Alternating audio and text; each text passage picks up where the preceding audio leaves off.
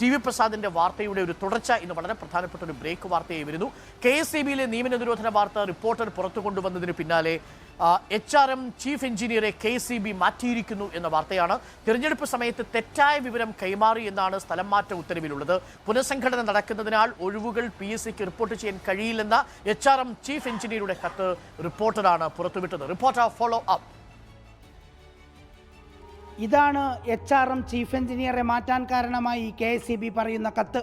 ഒഴിവുകൾ PSCക്ക് റിപ്പോർട്ട് ചെയ്യണമെന്നാവശ്യപ്പെട്ട് KSEB engineers association വകുപ്പ് മന്ത്രിക്ക് നിവേദനം നൽകിയിരുന്നു. അതിന് മറുപടിയായി HRM ചീഫ് എഞ്ചിനീയർ കൊടുത്തതാണ് ഈ കത്ത്. പുനഃസംഘടന നടക്കുകയാണെന്നും ഒഴിവുകൾ PSCക്ക് റിപ്പോർട്ട് ചെയ്യേണ്ടതില്ലെന്ന KSEB ചെയർമാൻ്റെ തീരുമാനം കത്തിലൂടെ സംഘടനയെ അറിയിക്കുകയാണ് HRM ചീഫ് എഞ്ചിനീയർ ചെയ്തത്. ഒഴിവുകൾ PSCക്ക് റിപ്പോർട്ട് ചെയ്യേണ്ടെന്ന KSEB ചെയർമാൻ്റെ നിർദ്ദേശം കത്തായി കിട്ടിയതോടെ നിയമന നിരോധനം റിപ്പോർട്ടർ പുറത്തു കൊണ്ടുവന്നു. പുനഃസംഘടനയുടെ പേരിൽ 2 വർഷത്തിലേറെയായി ഒരൊറ്റ ഒഴിവുകളും PSCക്ക് KSEB റിപ്പോർട്ട് ചെയ്യുന്നില്ല. അസിസ്റ്റന്റ് എഞ്ചിനീയർമാരുടെ 451 ഒഴിവുകളും സബ് എഞ്ചിനീയർമാരുടെ 560 ഒഴിവുകളും ലൈൻമാൻമാരുടെ 2033 ഒഴിവുകളുമാണ് നിലവിലുള്ളത്. ഇത് റിപ്പോർട്ടർ വാർത്തയാക്കിയതോടെ വാർത്തയ്ക്കെതിരെ KSEBയും വകുപ്പ് മന്ത്രിയും പരസ്യമായി രംഗത്തെത്തി. തെരഞ്ഞെടുപ്പ് സമയത്ത് കത്ത് റിപ്പോർട്ടറിലൂടെ പുറത്തു വന്നതാണ് KSEB അധികൃതരെ ചൊടിപ്പിച്ചതും ഒടുവിൽ HRM ചീഫ് എഞ്ചിനീയറെ സ്ഥാനത്ത് നിന്ന് മാറ്റിയതും. മാറ്റിക്കൊണ്ടുള്ള ഉത്തരവിൽ ഇങ്ങനെ പറയുന്നു: തെരഞ്ഞെടുപ്പ് സമയത്ത് തെറ്റായ വിവരം കൈമാറിയെന്ന്. യഥാർത്ഥത്തിൽ KSEBയുടെ തീരുമാനം കത്തായി HRM ചീഫ് എഞ്ചിനീയർ സംഘടനയ്ക്ക് കൊടുക്കുക മാത്രമാണ് ചെയ്തത്.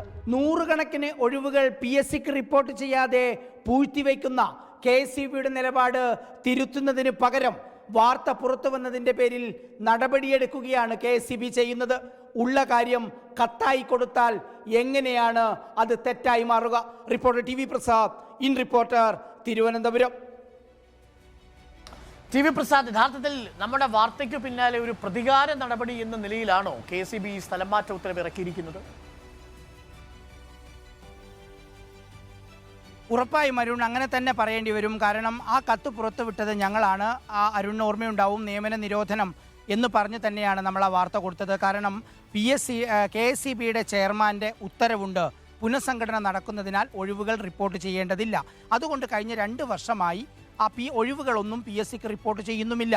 അങ്ങനെയാണ് നിലവിലിപ്പോൾ ഈ മെയ് 31 വരെ കണക്കെടുത്തു കഴിഞ്ഞാൽ ഏതാണ്ട് 3000-ലേറെ ഒഴിവുകളാണ് PSCയിൽ നികത്താനുള്ളത്. ലൈൻമാൻമാരുടെ മാത്രം 2000-ലേറെ ഒഴിവുകളാണ്. സബ് എഞ്ചിനീയർമാരും അസിസ്റ്റന്റ് എഞ്ചിനീയർമാരും കൂട്ടിയാൽ അതും ഏതാണ്ട് 1200-ലേറെ വരും. ഇത്രയേറെ ഒഴിവുകൾ നിലനിൽക്കുമ്പോഴാണ് പുനഃസംഘടനയുടെ പേരിൽ ഒഴിവുകൾ PSCക്ക് റിപ്പോർട്ട് ചെയ്യേണ്ടതില്ല എന്ന തീരുമാനം KSEB ചെയർമാൻ ഉത്തരവായി തന്നെ ഇറക്കുന്നത്. അതിനിടയിലാണ് KSEB എഞ്ചിനീയേഴ്സ് അസോസിയേഷൻ നിവേദനത്തിലൂടെ മന്ത്രിയോട് പറയുന്നത് ഇങ്ങനെ PSCക്ക് റിപ്പോർട്ട് ചെയ്യേണ്ടതുണ്ട്, നിയമന നിരോധനം തുടരുകയാണ് അവിടെ എന്ന രീതിയിലുള്ള കത്ത് മന്ത്രിക്ക് നിവേദനമായി കൊടുക്കുന്നു. ആ നിവേദനത്തിനുള്ള മറുപടിയാണ് HRM ചീഫ് എഞ്ചിനീയർ കൊടുത്തത്. എന്താണ് ആ മറുപടി? ആ മറുപടിയാണ് കത്തിൻ്റെ രൂപത്തിൽ ഈ സംഘടനയ്ക്ക് കൊടുത്തത്. അതിൽ പറയുന്നുണ്ട്, പുനഃസംഘടന നടക്കുന്നത് കൊണ്ട് തന്നെ ഒഴിവുകൾ PSCക്ക് റിപ്പോർട്ട് ചെയ്യേണ്ടതില്ല എന്ന് KSEB ചെയർമാൻ ഉത്തരവിട്ടിട്ടുണ്ട് എന്ന്. വളരെ വ്യക്തമായി KSEB ചെയർമാൻ്റെ തീരുമാനമാണ് ഉത്തരവായി കത്തായിട്ട് ഈ പറയുന്ന സംഘടനയ്ക്ക് കൊടുക്കുകയും ചെയ്യുന്നത്. ആ കത്താണ് റിപ്പോർട്ടറിന് കിട്ടുകയും അത് വാർത്തയാക്കുകയും ചെയ്തത്. സ്വാഭാവികമായും അത് നിയമന നിരോധനം തന്നെയാണ്. ഇപ്പോഴും അവിടെ PSC നിയമനം നടക്കുന്നുമില്ല. ഈ വിഷയമാണ് പിന്നീട് വലിയ രീതിയിൽ പ്രശ്നമാവുകയും KSEB തന്നെ റിപ്പോർട്ടറിൻ്റെ വാർത്ത വ്യാജ വാർത്തയാണെന്ന് പറഞ്ഞ് ഫേസ്ബുക്കിൽ പോസ്റ്റിട്ടു.